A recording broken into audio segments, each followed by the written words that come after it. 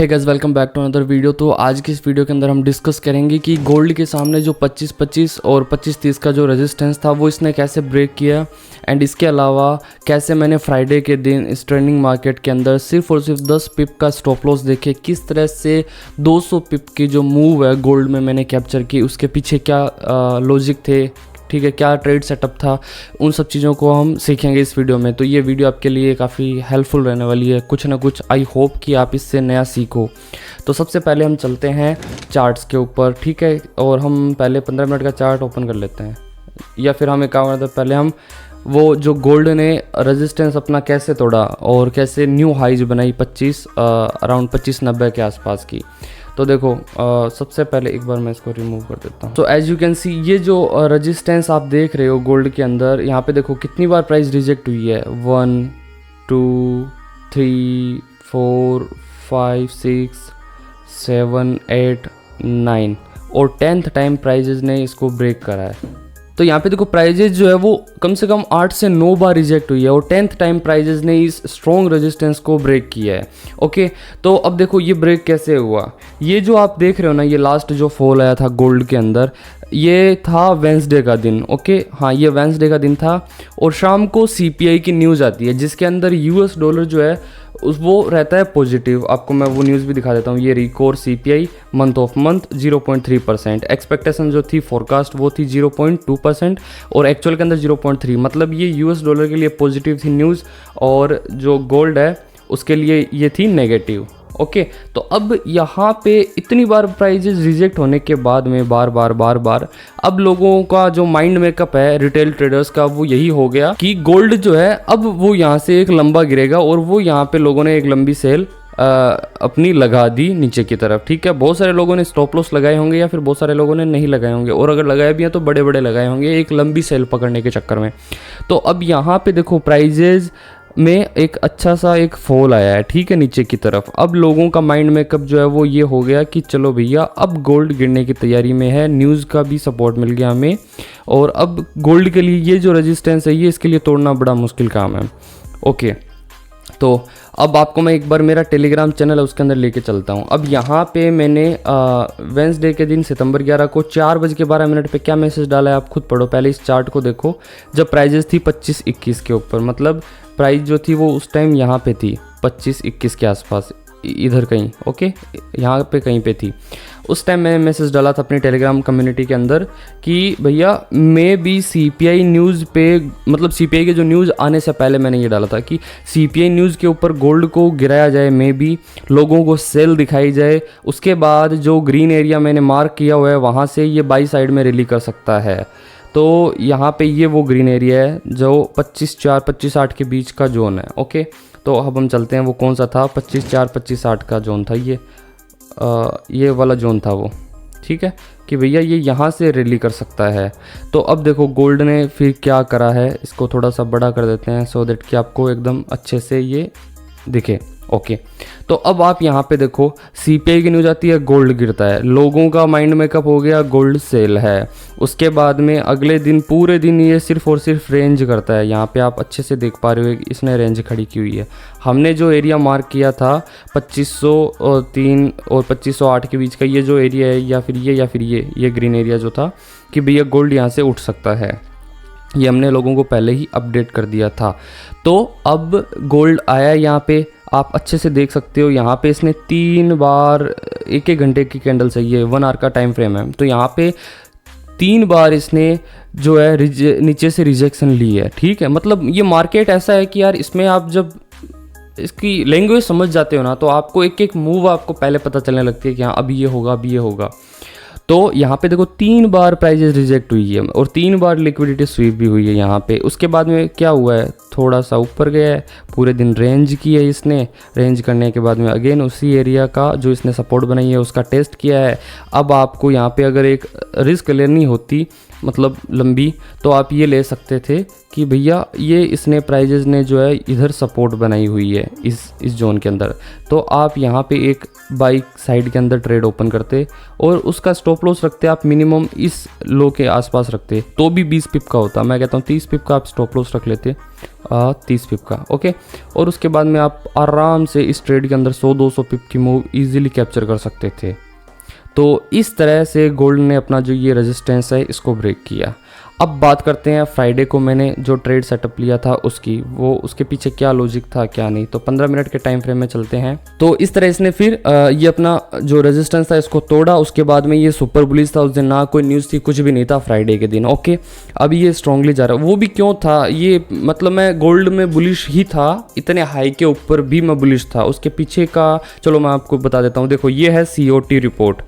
COT report वो report होती है जिसके अंदर जो बैंक्स, इंस्टीट्यूशंस या बड़े प्लेयर होते हैं उनकी जो पोजीशन होती है वो बिलियंस ऑफ डॉलर के अंदर होती है। हमारी तो कितनी 1000, 2000, 1 लाख, 1 करोड़ तक हो सकती है, 10 करोड़ हो सकती है, भाई 50 करोड़ हो सकती है, बट उनकी बिलियंस ऑफ डॉलर के अंदर होती है। तो उन लोगों को क्या है कि जब वो पोजीशन अपनी लेते हैं किसी भी पेयर के अंदर या गोल्ड के अंदर, तो वो उनको ना वो रिपोर्ट बतानी होती है कि भाई हमने यहाँ पोजीशन लिया है। एग्जैक्ट टाइम पे नहीं बताते, बट वो जो है वो थोड़े टाइम के बाद में रिपोर्ट उनको देते हैं कि भैया हमने ये पोजीशन लिया। तो अब देखो यहाँ पे ये जो आप नॉन कमर्शियल देख रहे हो ना, इसका मतलब है कि स्मार्ट मनी, इंस्टीट्यूशंस, बैंक, बड़े प्लेयर, कमर्शियल रिटेल ट्रेडर्स है। तो यहाँ पे लास्ट वीक जब स्टार्ट हुआ था तो उस टाइम से पहले जो अपडेट हुई थी रिपोर्ट यहाँ पे, उसमें उनकी जो पोजीशन थी वो 83% थी बाई के साइड में। फिर लास्ट जो वीक था उसके अंदर 87 होगी। इसका मतलब कि उन्होंने अपनी पोजीशन कम नहीं की बाई से हटा के, उन्होंने इवन बढ़ाई है। तो भाई हम बुलिश थे गोल्ड के अंदर, ये हमें पता था। तो अब इसने इसको ब्रेक करा, फिर प्राइजेस जा रही है सुपर बुलिश होके ऊपर, ठीक है। अब यहाँ पे मैं चार्ट को देख रहा हूँ नॉन स्टॉप की, यार ट्रेड पकड़ी जाए, कहाँ से पकड़ें, पूरे दिन से बैठा हूँ, ट्रेड मिल नहीं रही। तो चलो कुछ क्लू भी नहीं मिल रहा। वो इसलिए नहीं मिल रहा क्योंकि ये ऑल टाइम हाई है, पीछे एकदम अनचार्टेड टेरिटरी के अंदर है। यहाँ पे पीछे कोई हिस्ट्री आपको है ही नहीं, मिलेगी नहीं, तो आप किस बेस पे ट्रेड लोगे। तो आपके पास बचता है वॉल्यूम और कुछ प्राइजेक्शन। तो प्राइजेक्शन के अकॉर्डिंग यहाँ पे फिर इसने एक जो है ट्रेंड लाइन फॉर्म करी, जो आप ये देख पा रहे हो अच्छे से, ठीक है।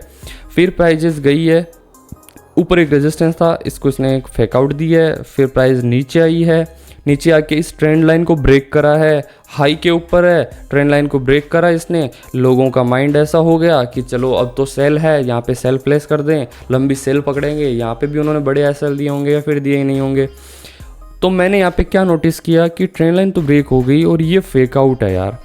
क्यों? क्योंकि यहाँ पे देखो एक ये ऑर्डर ब्लॉक है, प्लस डबल बॉटम बन रहा है, और एक ये सपोर्ट है। और जहाँ पे ट्रेडिंग के अंदर देखो क्या होता है कि आपको रिस्क लेना होता है अपना रिस्क मैनेजमेंट के हिसाब से। तो मैं यहाँ पे ये था कि अगर ये फेक आउट है और अगर ये डबल बॉटम से वापस यहाँ से उठना है तो हम एक सेटअप लेंगे, एक रिस्क लेंगे, जिसके अंदर मैंने सिर्फ और सिर्फ 10 पिप का स्टॉप लॉस दिया। 2564 से मैंने ट्रेड प्लेस की, 2562.63 के ऊपर मैंने एसएल दे दिया। फिर देखो, फिर मेरा टारगेट था ये 2585 और जिसको इसने हिट भी किया है। हिट करने के बाद में एक पुल बैक और अभी ये अपनी न्यू हाइज की तरफ जा ही जा रहा है और अभी भी मैं इसको लेके बुलिश हूँ। बट हाँ, अब इसके अंदर एक हेल्दी रिट्रेसमेंट आनी चाहिए।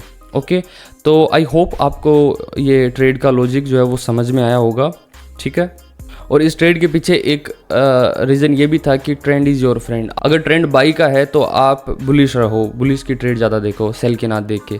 अगर ट्रेंड बेरिश है तो आप सेल की ट्रेड ज़्यादा देखो, ना कि बाई की। तो मतलब ट्रेंड के साथ चलोगे तो ट्रेंड जो है वो आपको भी कमा के देगा। Okay, but usually retail traders का यही उनकी साइकोलॉजी रहती है कि जब बुलिश ट्रेंड होगा तब वो सेल देखेंगे, जब बेरिश ट्रेंड होगा तो वो बाई की तरफ ट्रेड देखेंगे। और यही था। आई होप आपको ये जो ट्रेड लॉजिक है, ये ट्रेड है वो समझ में आई होगी। समवेयर मैं उसका स्क्रीनशॉट भी लगा दूंगा। एंड दूसरी चीज़, जो रिसेंट वीक था सितंबर का हमारा, उसके अंदर हमारे क्या ट्रेड रिजल्ट थे वो भी आपको मैं शेयर कर देता हूँ। तो देखो, सितंबर के सेकंड वीक में हमने टोटल 5 ट्रेड सेटअप दिए और पहली ट्रेड में 100 पिप का प्रॉफिट, सेकंड में 140 पिप, थर्ड में 120 और फोर्थ में 20 पिप का स्टॉप लॉस और फिफ्थ के अंदर 140 पिप का प्रॉफिट। तो टोटल नेट रिवॉर्ड हमने 480 पिप का निकाला। तो हम जो है वो ओवर ट्रेडिंग बिल्कुल नहीं करते। हम मैं जो ट्रेड सेल्फ लेता हूँ मैं वही ट्रेड आपको देता हूँ।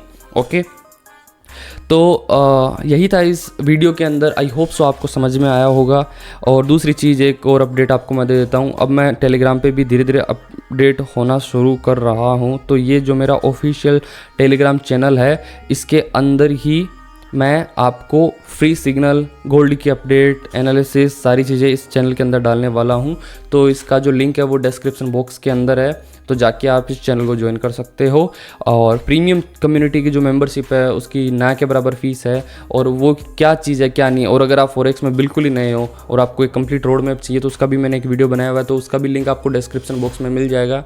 तो आप जाओ वीडियो को देखो और समझो कि वो क्या चीज़ है जिससे आप मंथली का 25-30% ईजिली कमा सकते हो, एकदम सेफ साइड में। कोई प्लान नहीं है, कुछ नहीं है, आपका पैसा आपके पास रहेगा, उसके ऊपर आप ट्रेड करोगे। और कैसे करोगे वो सारी चीज़ उस वीडियो में मैंने बताई है।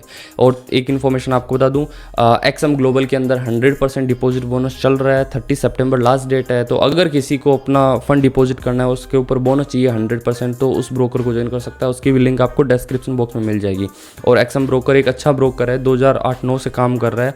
एक्सनेस से भी अच्छी इसके पास रेटिंग है, तो नो डाउट अच्छा ब्रोकर है, इसको आप ज्वाइन कर सकते हो फॉरेक्स ट्रेडिंग अगर आपको स्टार्ट करनी है तो। बाकी चैनल को सब्सक्राइब करना।